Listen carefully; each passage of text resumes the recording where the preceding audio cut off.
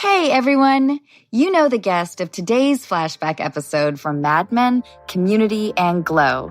Here's Alison Brie. Ladies and gentlemen, you are listening to Unqualified with your host, Anna Faris.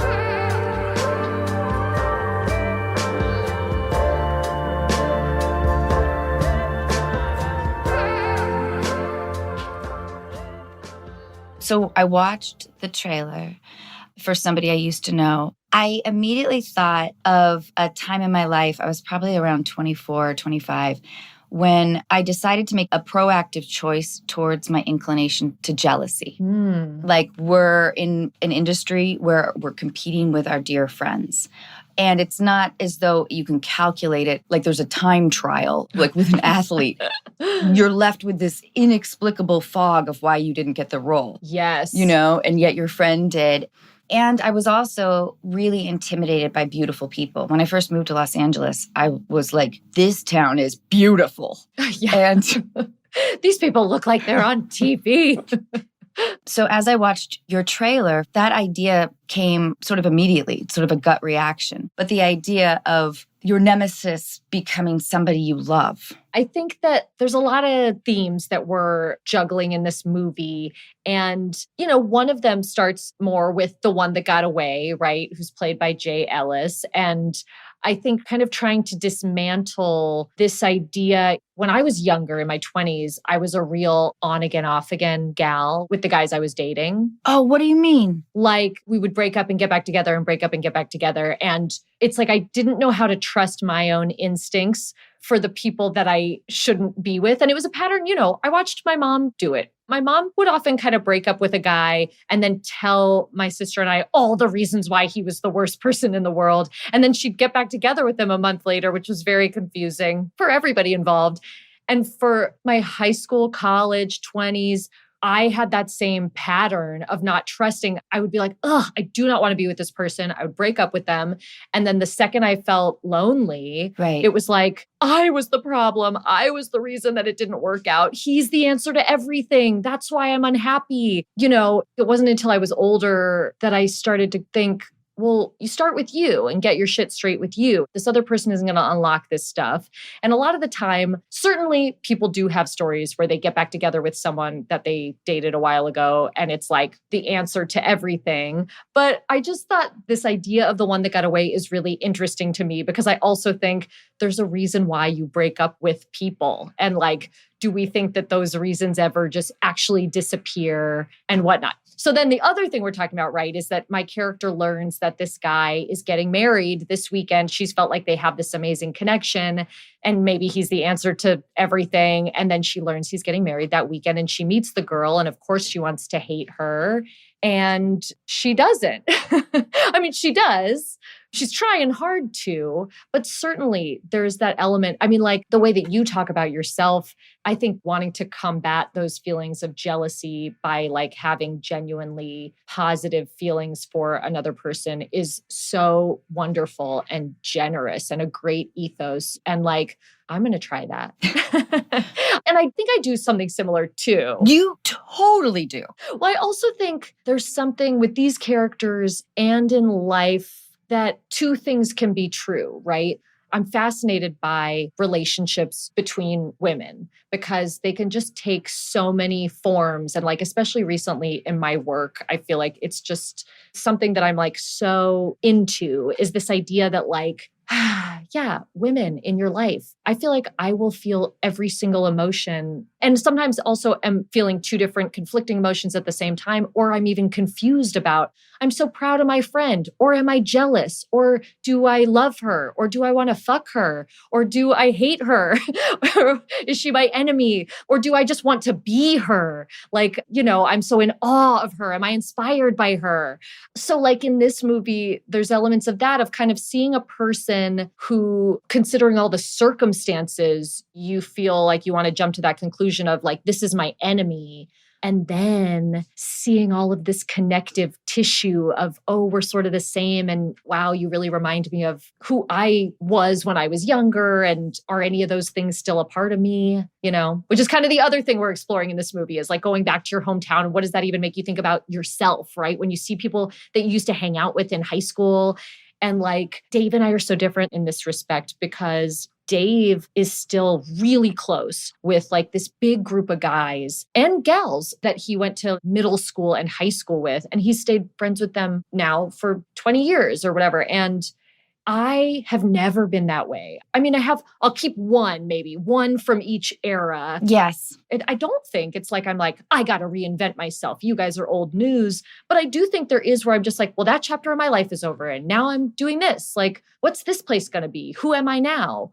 It's not a pointed, I don't want to be associated with you guys anymore because I'm a different person. But it is, ooh, am I becoming a different person? Who am I now? What's this? Who are these people that are in my life now? Well, I wanted to touch a little bit on the romanticization of how we glorify and magnify our past. Yeah. Into either like the positive or the negative. Like the idea of the one that got away is sort of the woulda, shoulda, coulda. And with our callers, we hear a lot of that. Like, I had this opportunity. And I think it's too simplistic. Yeah. You know, like, oh, he was so great. He was so great. Yeah. And I don't know what I did. Or like my first boyfriend that I felt like I was madly in love with. He was so handsome, you know, of course. Yes.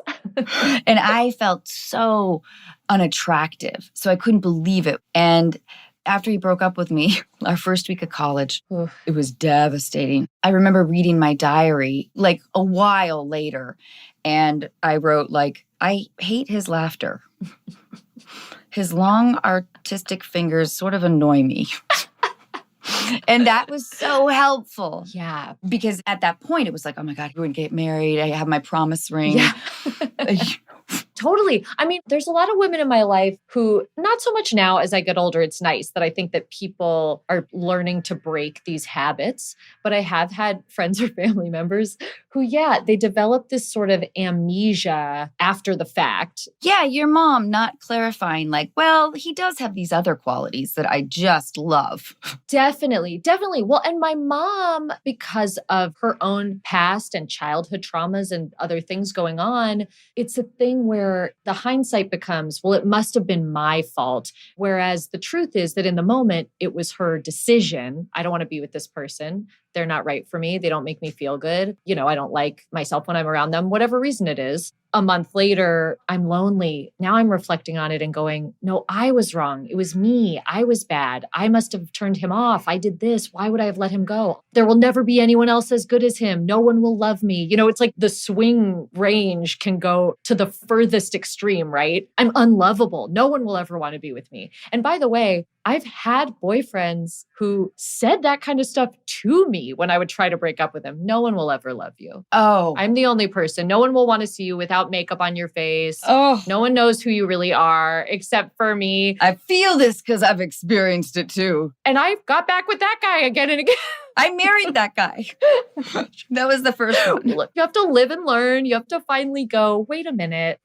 I've even seen this with friends who say they go out with a person once and they get back from the date and they're like, ugh, I did not like him because of this, this, this, and this. And then a few days go by and they're like, well, he never called, so I guess he doesn't want to be with me and I'm a piece of shit. And I'm like, wait, but you don't want to date him again. Remember, you said you don't want to date him. And I do get that. Like, well, yeah, but I don't want to be the person that's rejected. I want to be the rejecter, not the rejectee. Of course. You know, even if you're like, I don't want to be with that person, I still want them to want me. Oh, completely. I've been on truly like maybe 2 or 3 dates in my life, and it was during college. Mm-hmm. And I have no idea what those people were about because I was so self-absorbed in getting them to like me or think that I was weird or like doing performance art. I was just going to say, really performing the date. I think I used to just be a great date. Yeah, I bet you were. I mean, of course, I'm just going to be fun, ask about you, tell me everything. Let's do what you want to do. Let's eat what you want to eat. Let's drink what you want to drink. Let's do everything. It's going to be so great. Mm-hmm. It just took me way too long to even ask myself whether I liked a person or not. I didn't even know how to do that. 8 dates in, you're like, oh. Yeah. Yeah, this guy's kind of a shithead. I didn't notice that. He's funny, but he's just mean. He is funny, but he's mean to everybody, including me. Yeah. That's so weird. So tell me about your character in Somebody I Used to Know. Allie is a producer, but what we come to learn essentially is that she's really artistic, right? She went to school for film and used to be really into documentary filmmaking. And now she is a producer on like a dessert reality show. And she's sort of too self-serious about it. You know, it's kind of like she wanted to be this like Oscar-winning doc filmmaker. She's making this kind of competition reality show, but trying to make everybody be so serious about it in a way that's like weird. Killing the fun? Too intense. It's killing the fun. And she doesn't have a lot of people in her life because she's that classic, you know, rom-com workaholic gal who's like very focused on doing the thing. And kind of, I think what we wanted to do is, I mean, first of all, let me say that we are not trying to disparage dessert competition shows. I devour them. I love them. Oh, I think you're honoring them. We love them. But I think it's kind of this type of person, and especially, I mean, in any industry, I would imagine, but like speaking to my own, because I work in an industry that is sort of like under the guise of doing things for art, but also it's commerce. And we learn as women to lean in to stuff. So sometimes you can find yourself in a place that's very different than where you expected within your own industry because you've been like, I should just lean into the direction that they want me to go. And sometimes it's a good thing, you know, sometimes I think like, just do this job, take this risk. Who knows? Maybe it doesn't seem like your thing, but you love it. Like you love performing, do it in any capacity. Or do you end up really far from where you wanted to be and you go like, wow, it was like a million little compromises that led me somewhere else. You're forced into a position where you have to trust. Sure. Even with people that you might not. Like I always have this feeling of like, I hope they use that take. Yeah. But never being able to have the gumption to be like, hey, what about that one? Yes, totally. On this note, will you tell us about a workplace hardship? Oh, well, I'm trying to think if I've ever found myself on a job that I really hated. And it's honestly very seldom because I kind of think even if I was just starting out and I would take any role, you know, and my first film role was in a movie called Born about a woman who's impregnated with a demon fetus that's like ripping guys' penises off. Oh my God. And you played this character? Yes, I was impregnated with the demon fetus. What a great first role. I'll have you know that there is a scene where the demon fetus is possessing me and speaking to me through me. And I have a full argument with myself as like myself and the demon fetus. Oh my God. It's literally like, please, no, don't do this. I'm going to do it. It was like, that's it. They were like, we'll put special effects on it, but they never did. It's just me being like, you have to stop. I will never stop. Like, it's so crazy. But the point of the story is I fucking loved working on that movie. I mean, that was my first movie. I was like, are you kidding? I'm on a movie set. I'm the lead of this movie. I get to do the craziest stuff. Like, I was aware that it wasn't high art per se, but it was so fun and great. Like, I think what we're tapping into with this character is that she's not really enjoying what she's doing because she's sort of hanging on to it too tightly. And I also understand that too, where it's like, I'm this type of person anyway, where no matter what I'm working on, I want it to be the best version of that. I want to be the best version of me when I'm doing it. I can relate to her in that way where sometimes I think too, it's like you're making a fun comedy and I'm like, but I got to look over my lines every night. I got to go to bed and I have to be drinking plenty of water and be getting my 8 hours of sleep and do all this stuff, you know, and you're sort of like, lighten up a little. You could have fun and loosen up. Like, it's okay. It's not rocket science. We're not saving lives. Not to belittle. I think what we do is very important and it's nice for people to have escapism. But I'm just saying, that's a character through line. I didn't answer your question about a bad job. No, you did. Well, I would have specific answers for that because I think I have been cast as what I deem as like the reactor. Sure. Like the indicator to the audience of how you're supposed to feel. Like, what? What are you doing now, guy? Why? Yeah. I know. Well, I can think of an experience. I remember doing this indie movie once, which turned out totally fine. It was a first time, very young filmmaker. And that was a really hard job because I felt like I just had no trust for the director. So it felt super scary to me, the whole thing. And talk about tightly wound. I feel like I was trying to almost direct and first AD and do all the other jobs because I just didn't trust that this person was going to pull it off. Did you get backlash for that? I mean, I feel emotional, personal backlash against myself because I wish I had been a little kinder to the director. I know I was really hard on them.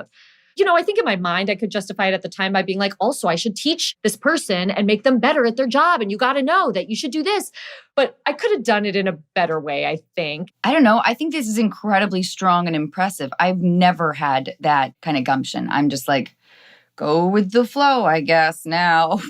Well, this is why probably lately I've been writing and producing my own things, because then I do get to be the person to be like, that's the take. That's the take we should do. Yes, totally.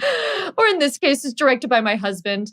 I'm like, I trust you. I trust you. That's the best part, honestly, about working with Dave, is that we have the same sensibilities, the same taste level. Honestly, he has probably better, a very high taste level. And he's so good at what he does that I'm just sort of like, oh, good. I don't have to think about that stuff at all. Will you tell us, if you're comfortable, about you and Dave? Oh, yeah. Dave and I met at Mardi Gras in New Orleans. Where were you in terms of being receptive for a relationship? This is a great question. I was very single. I had been single for almost a year. And I always refer to this year as my drunkest year because I had come out of not a good relationship with a person who at the time I found very controlling. Did you break it off? Yes, but that guy and I broke up, got back together. Like, it was not a good relationship for either of us. That person was obviously not meant to be my person, and things were always really hard. But I think there was part of it that had me feeling very controlled. So then after we broke up, I spent the next year really out of control, like on purpose. I think I just wanted to drink all the drinks and screw all the guys. And it's like, who am I? I am wild and fun. Which is probably right when I met you. We were definitely doing that shoot at the time. So I was having a lot of fun. I had no desire to be in a relationship. I remember saying to a friend, I don't want a boyfriend. I don't want a girlfriend. I don't want pets, and I don't want plants. I don't want anything in my life that I have to take care of in any way. Cut to... So I'm flying to Mardi Gras with friends for like a debaucherous Mardi Gras weekend. We run into Dave at the airport. I'm with a mutual friend of ours. So she's like, oh, I know that guy. I'm going to go say hi. She talks to him. She invites him to dinner with us. And we're just like, sure, whatever. Nothing at this point is romantically crossing my mind at all. Then we get to New Orleans. We all go to dinner. He actually said he couldn't come to dinner because he had other plans. He lands. His plans are canceled. Meets us at dinner late. We're all sitting around a big table. I'm already kind of tipsy. And my friend Jules is sitting next to Dave. And I get a text from her. I check my text under the table and it says, like, you should hook up with Dave tonight. That is awesome. And I'm like, it's a good run. Yeah. I'm like, yeah, great idea. And then she shows Dave the text, is like, what do you think of my friend Alison? Check out our little text exchange. And he's like, oh, I'm into that. And she's like, do not tell her that I showed you this text. So then we get up to go to the bathroom, me and Jules, and she's like, maybe you and Dave. And I was like, I'm into it, but I don't know if he's going to be into it. And she's like, I showed him your text under the table. He's into it. And then she's like, do not tell him that I told you that I showed him. So we leave. We both have a sexy secret. Like, that's the best feeling too, when someone's pulling off a great setup, right? So now we both are like, I know you're into me. This is awesome. Jules is amazing. Jules is amazing. Yes, Jules is amazing. The next phase is, me sauntering up to Davey with a beer full of Molly and being like, there's Molly in this beer, and I think that we should share it and have a great night. And let me tell you, we did. Oh my God. That's incredible. We had a great night. We had a great weekend. And then I left him my Mardi Gras mask I'd been wearing all weekend with my phone number written on it when I left town for the weekend. He texted me a funny joke. Still, even over that weekend, I was just like, oh my God, this little hottie. This is what a fun weekend I'm going to have. How great. And I left being like, whatever, that was great. And I landed in LA, opened up this text from him, and like my stomach dropped. And I was like, oh no, I'm going to fall in love with this guy. Yeah. And I did. I think most of us, we approach relationships with just our own defenses. Yeah. To protect ourselves. Mm-hmm. I love it that he has like an open enough heart to be like, I'm going to make her laugh. Let me tell you, the best thing about Dave is that he just is who he is. He doesn't play any games. He never has. He's like a genuine, kind person. He really listens and talks to people. Like from the very beginning with he and I, there was none of that bullshit at all. Like I would have been into him regardless, I'm sure. But like, it was so nice that he texted me this thing. Then I texted him right back. Then he was like, we should get on the phone. Then we started calling each other. Everything was easy. He was not bringing baggage to the table. And it made me feel safe enough to not really bring my baggage either and just be open to the relationship. It was so nice. What a gift. If I was in your shoes, that flight back to Los Angeles, I would have tortured myself. I would have been like, I love him. I love him. I love him. I can't. Don't expect anything from anybody ever. Well, again, it also speaks to like the place I was in. Right. I think this a lot about acting also, that like, you know, the jobs that you really want when you go in just reeking of desperation of please give me this job. It's like terrible. You never get that job. And then you'll read something else and be like, I'm not right for this role at all. I don't know. I'll just go in and have fun. And you always get that part. And it's like, not to diminish Dave to being like a role that I got, but like, he met me at this moment in my life where I was like, I'm not trying to be in a relationship. I actually remember telling him on our second night together in New Orleans out at drinks with everybody. And somebody said something like, this guy wants to get married by the time he's 30 or something. And I was like, oh my God, well, I don't want to get married ever. So I can just be the gal you have sex with until you meet the gal that you're going to marry. Like, but meant it genuinely, but was not trying to play the game of like, I'm a cool girl. I don't even care. I was like at a moment in my life where I was like, ugh. I don't want to be that person. So let's just have fun. I don't care at all. And then as soon as I started to care, he was just right there with me. I never felt with Dave like, oh, I should wait a day before I text him back. Do you know what I mean? Yes. What a great origin that you were in that place. It was nice.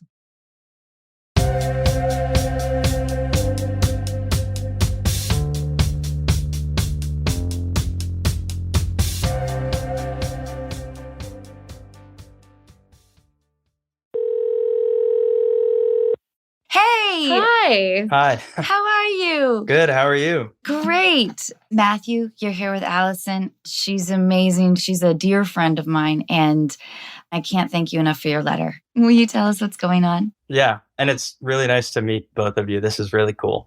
Thank you. Nice to meet you too. So the last year in my dating life has been kind of like a whirlwind in a good way, I think. Like lots of new experiences. And I kind of want to figure out where I'm at now and what I want to do in the future. So last year, I had my first serious girlfriend and fell in love. Did you guys meet during the pandemic? More near the end of the pandemic, like last March. I mean, we met a year before that. Was it in a friend circle? Yeah. We worked together for a little bit. Matthew, how old are you? I'm 25. It's a perfect time for a first serious girlfriend. Yes, yeah. The first time I met her, we were going to like a work dinner with a bunch of the new cohort, and she was one of them. And we started talking, and I had a crush pretty immediately on this girl. But also in that first conversation, she let me know she had a boyfriend. Like it came up in conversation. A normal way, not like you were like, hey, nice to meet you. And she was like, I have a boyfriend. Yeah. Cool. And so we just became friends, work friends. That was in the fall. And then in the winter, she ended up dropping the program and ended up going to like another city for a couple months, and then ended up breaking up with her boyfriend. So she came back to our city just to get her stuff back from her boyfriend's apartment. And then I was like, well, this is my last chance to get to see her. Like everything started on that trip. Did she reach out to you, text you, hey, I'm coming back to town? So we were texting each other back and forth a little bit while she was away and before she came back. And I was just like, oh, we should hang out and you should see all the old people from work.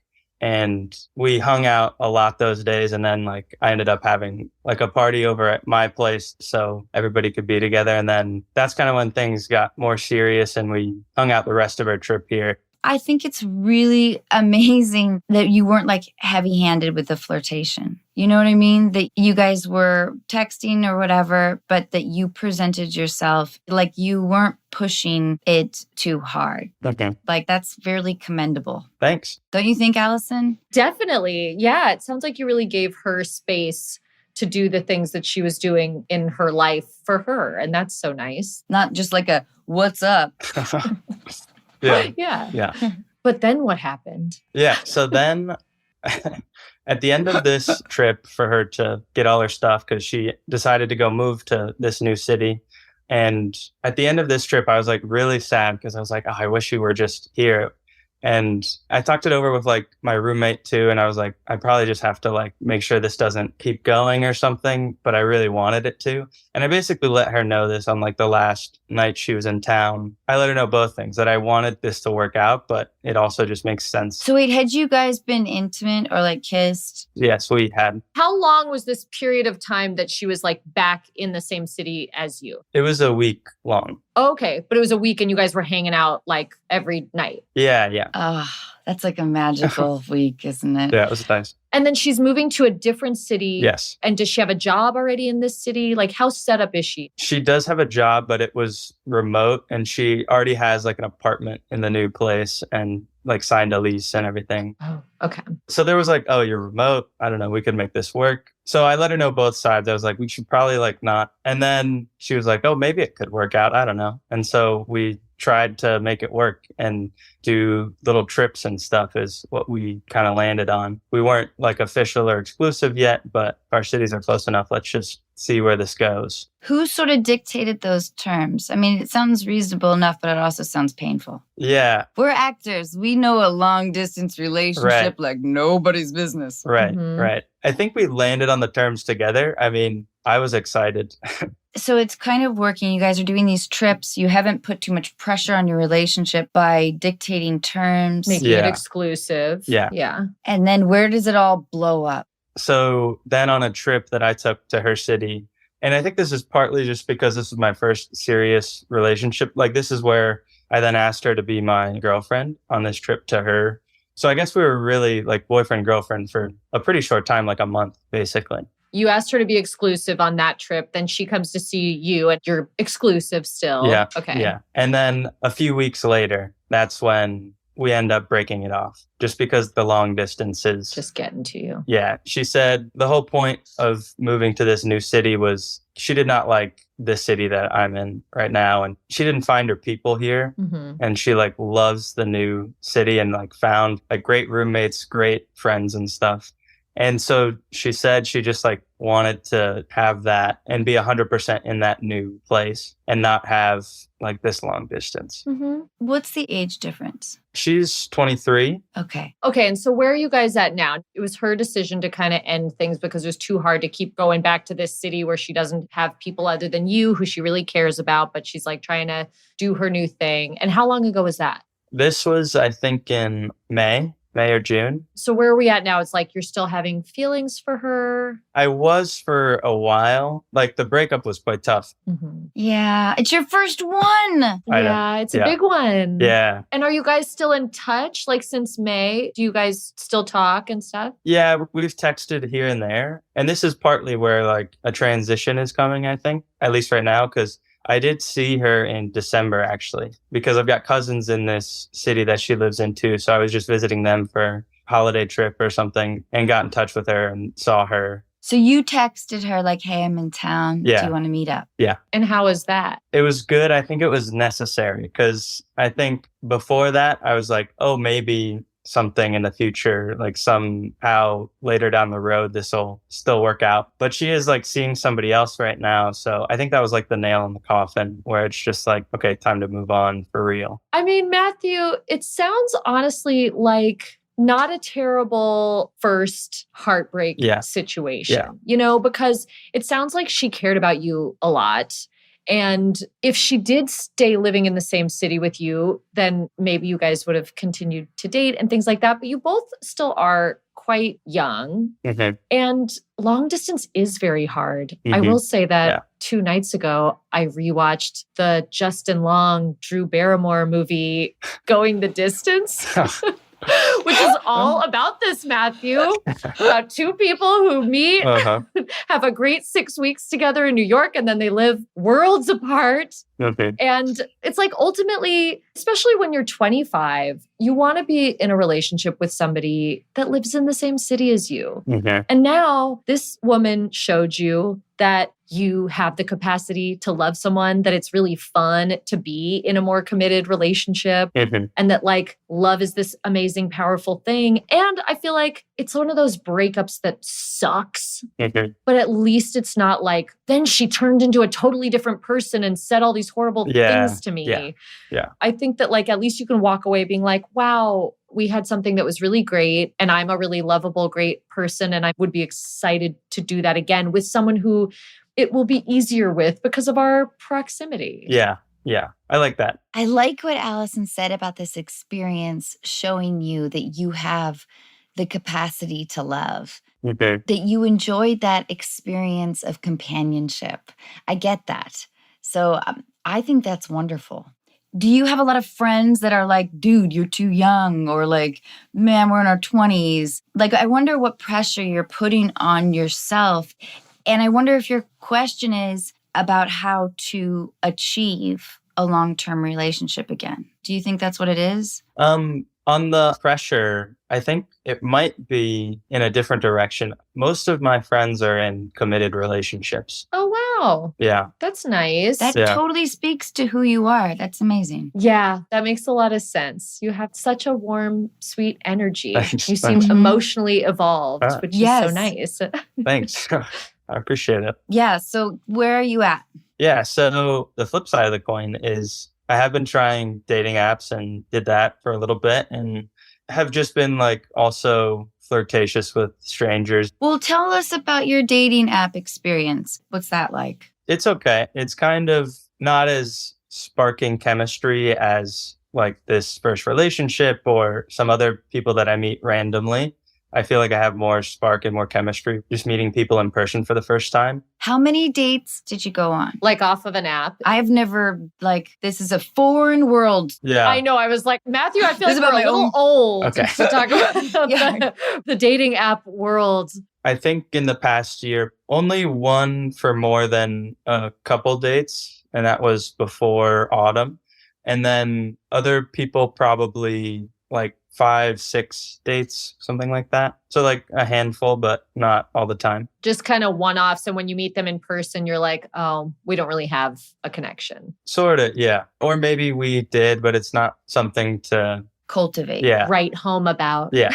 And so those are fun, but I mean, hearing the way you talk about it gives me hope for younger generations to still attempt to meet people in person, because like, I agree with you. There's something really nice about just chemistry with a person, right? That you can't kind of predict when that happens. And it could be a person you meet at the supermarket or whatever. And I feel like the thing with the apps that I find so interesting is like people can kind of be whoever they want to be, right? Yeah. Everything online, it's like you could have a whole different persona and a whole different life. But then on the apps, it's like, but then I'm going to meet you in person.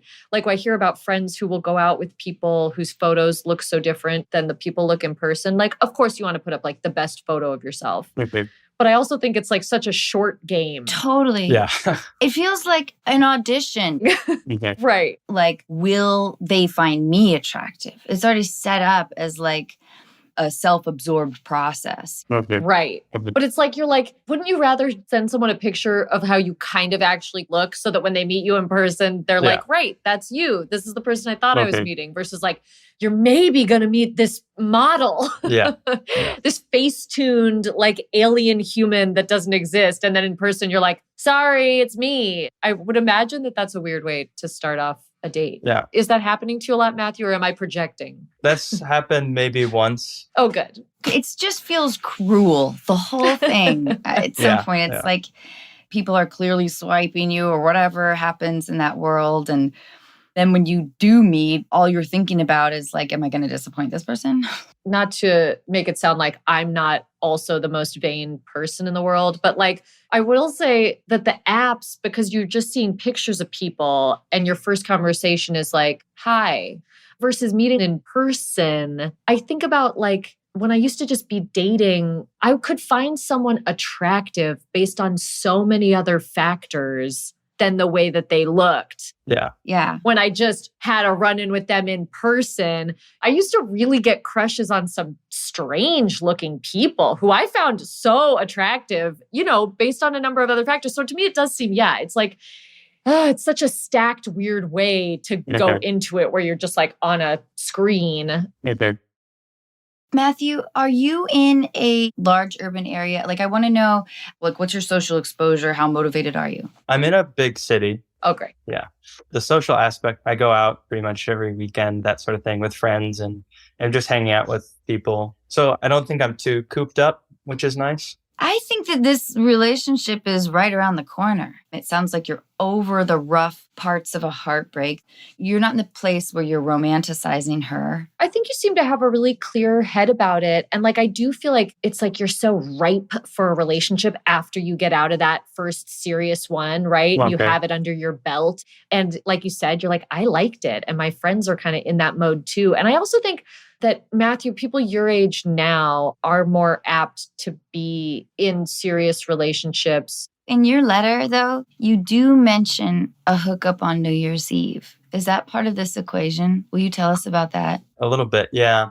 So I guess this is kind of just like an example in the past year how I've been on one side of the spectrum and the other side, like where it was just a very casual hookup with no follow through on either person's part. We had each other's numbers and she told me to text her afterwards and I did. And I was actually pretty excited to see her again. Oh. And then we said, oh, maybe we'll get together again. Maybe not.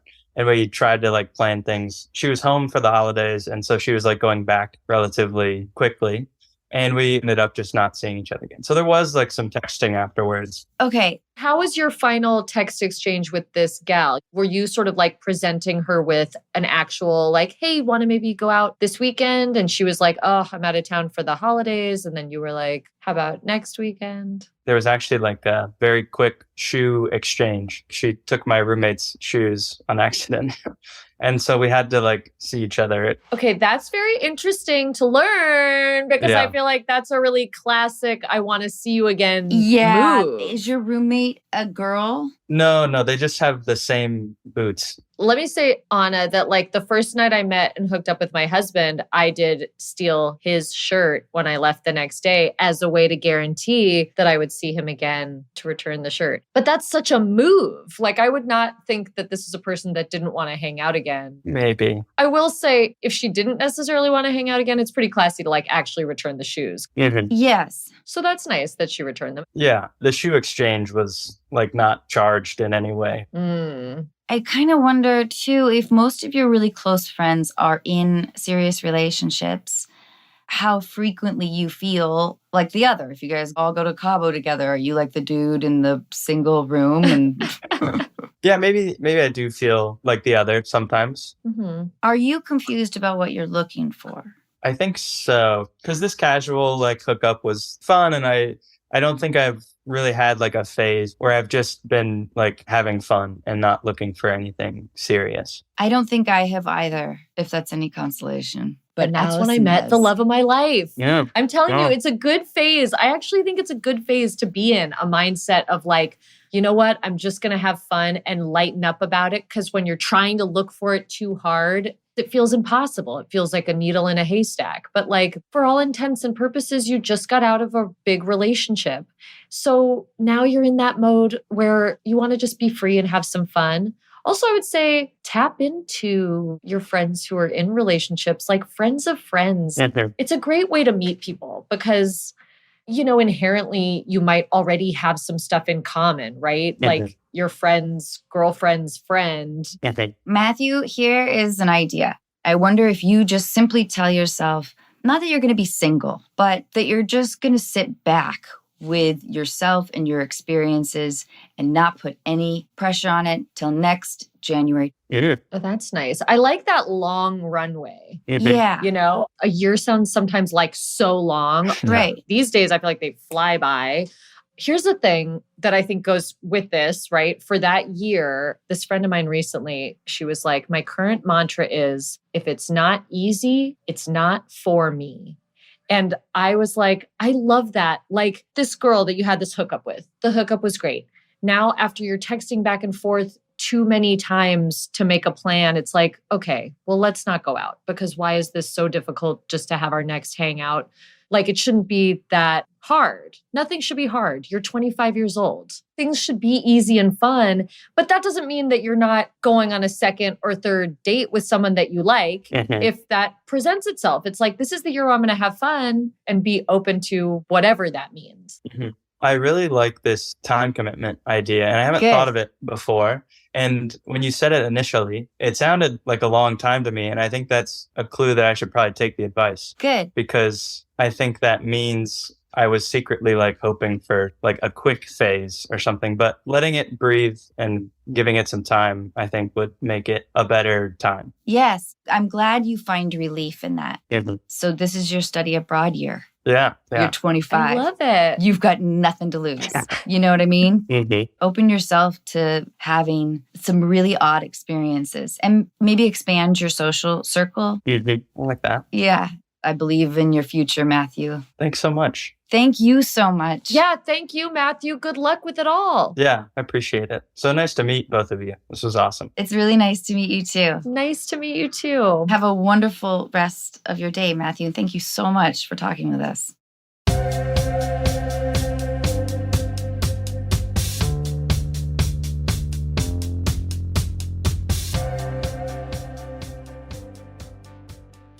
You're wonderful. Thank you. So are you. You have always been stunning. Oh, thank you, Anna. As actresses, we get sort of slaughtered with the age thing. I was going to say, I just turned 40 in December, and I'm like, I like it. Oh, you look smoking hot. Thank you. But it's interesting to me because now everybody's like, let's talk about how you're 40. And I'm like, I mean, why? We weren't talking about how I was 39. I know. The train's left the station. Like, do we have a choice? Like, why is it suddenly? I know. I think about how we've gauged time. But when you write, do you start from a character? And are there characters sort of kicking around in your head? Weirdly, when I look at the 3 projects, I've written 3 films, right, that have been made. And the craziest part is that it didn't start from a character place, even though I often think in my mind, the whole reason that I'm writing is so that I can write characters that I want to play. But actually, every time it was the story. The first film I wrote had been in my mind for years and wanting to tell a story about familial mental illness and my grandmother's history with paranoid schizophrenia and like my paranoia about that existing in my bloodline. Like that was like sort of this abstract idea that I even wanted to put into something. And then this movie, it was Dave and I actually think we started with the genre because his first film that he wrote and directed was a horror movie called The Rental that I was in. And it was so good. And he loves horror movies. And I just think he really wanted to swing over to the other side of the spectrum. And we really wanted to write something together. And I was kind of like, well, I love rom-coms. Come to the light side of the spectrum. So I feel like we actually almost started there. And then, like I said, our way in was about kind of the one that got away. And we knew we wanted to have some sort of love triangle. And how could we make that idea fresh and apply it to like how people are today, but tap into the nostalgia from like all our favorite rom-coms and kind of use all those same tropes, but update them, I guess. So yeah, I think it's always been more story driven. And it's hard for me to pinpoint like the whale of like a role that I would want to do, right? I feel like I don't know them often until I see them or if I read, like I will never forget when I read the pilot for Glow and then launched my like full scale assault on that audition process to get that role, because I was floored by that script and that character, and that whole world was really interesting to me. It was such a great show. But you know what I mean? It's not like prior to that, I was like, I'm dying to play a female wrestler. I hadn't even thought about that, you know? I think I'm the opposite. I don't necessarily know the story, but I know an idea of, like, I've always wanted to play the Los Angeles self-describer. Go on. I don't exactly know what happens to her. And the idea of what separates the exceptional, to use a sexist term, gold digger from the long-term girlfriend. Yeah, professional girlfriend. When I first moved to Los Angeles, I was really struck by the self-explanation. Of like, here's who I am and what I'm really spiritual, I'm really creative, and I'm a Gemini. It is funny because it's also like, I feel like anytime I've been asked to like pinpoint exactly who I am and what I'm about, you must feel this way too. Like, it's not like I seek this stuff out. Someone will tag me in something on Instagram and it's a quote of something I said 10, 12 years ago. And I'm like, oh, I don't know if that reflects who I am now. Like, I'm sort of like, how can anyone ever just go like, here's what I am, period. You're like, I don't know, life's a journey. Here's kind of how I'm feeling today. And I mean, certainly there are things that define us. So it's important to like know who you are. I guess, but that should be kept to the yearbooks. Yeah. You know? That's just when you want to flip through them like every 10 years, maybe. Totally. Alison, I can't thank you enough. You're so unbelievably talented. That's a very kind thing to say. It's very much the truth. Thank you. Your movie is out now. Yes. Somebody I Used to Know. Somebody I Used to Know. It's on Amazon Prime Video. You can watch it everywhere, globally. I love you. I love you. Bye, darling.